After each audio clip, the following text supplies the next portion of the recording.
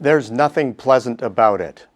From the child in the mall who suddenly realizes that mom's not there, to the disoriented senior citizen and everyone in between, getting left behind is no fun. Millions of workers were left behind by a global economy that faltered in 2008 and failed to properly recover. Labor force participation rates plunged as year after year more discouraged job seekers gave up looking. One of today's puzzles is that with job growth picking up, participation rates aren't moving from their post-crisis lows. Is a growing economy likely to find some or all of these lost workers, or is activity moving on without them? Well, the data are shocking, and perhaps nowhere more than in the United States. In the decade before the Great Recession, the U.S. participation rate hovered in the 66 to 67% range and was relatively stable. Crisis saw it plunge almost overnight to 65%, and from there it continued a downward march to just below 63% by mid-2014. All that recent robust job growth has managed to do is stem the collapse, holding things at the sub-63% level. Things were less dramatic in Europe. After a post-unification surge, the EU-19 participation rate fell about half a percentage point, recovered with stimulus, and is now testing new post-crisis lows. Canada's situation is more like the US in pattern, but the magnitude of change is smaller. So much for the data. What does this mean practically? For starters, 7 years is a huge chunk of anyone's working life, and to be out of the picture that long is like an eternity. Then imagine those who were 58 or older in 2008 when crisis hit. Those laid off at that age have a difficult enough time getting rehired, let alone during the worst economic funk since the Depression.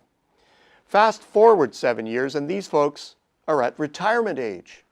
Do they really want to get back into the action, or have they long since decided that the game is up? It's an interesting question because it turns out that demographically, this cohort is actually quite significant. Take Western Europe, for example. The aging of its population has been affecting things for a number of years now. Lift the 65-plus group out of its participation rate, and what you get is not a decline, but a significant post-crisis increase in participation, from the 71 to the 72% level. Canada's stats are eye-opening. Participation confined to the 15 to 64 age category has remained very close to previous peak levels, and recently has been on the rise. Now, here's where the U.S. market is different. Estimates reveal that the participation rate for the 16 to 64 age cohort declines 4.4%, compared with almost 6% for the entire labor force. Clearly, displaced American workers are not just in the older categories, and thus are likely in a reviving market to re-enter the workforce. This has big implications for the economy. If all-in participation rates can still see upward movement, then the labor market is not as tight as the unemployment rate suggests. Although U.S. participation hasn't moved much, it still appears to have the flexibility to accommodate further growth. Things are a bit different in the EU. Participation is high, but unemployment rates are still well above normal, so there's room to grow.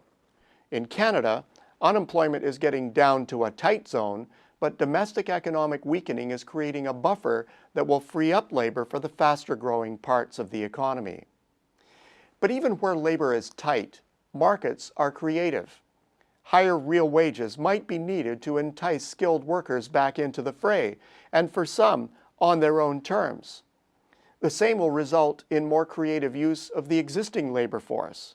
But tightening is almost a guaranteed precondition, and as such, the U.S. market is likely to iterate between creative employment market responses and tighter monetary conditions before the market settles into a sustained growth trajectory. The adjustment doesn't sound like fun, but remember, it's all because of the return of growth. The bottom line? Those who are lost for long enough tend over time to be forgotten, presumed missing, or worse.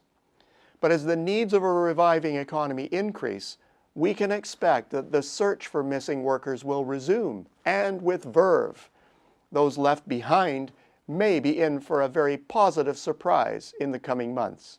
Until next week, I'm Peter Hall.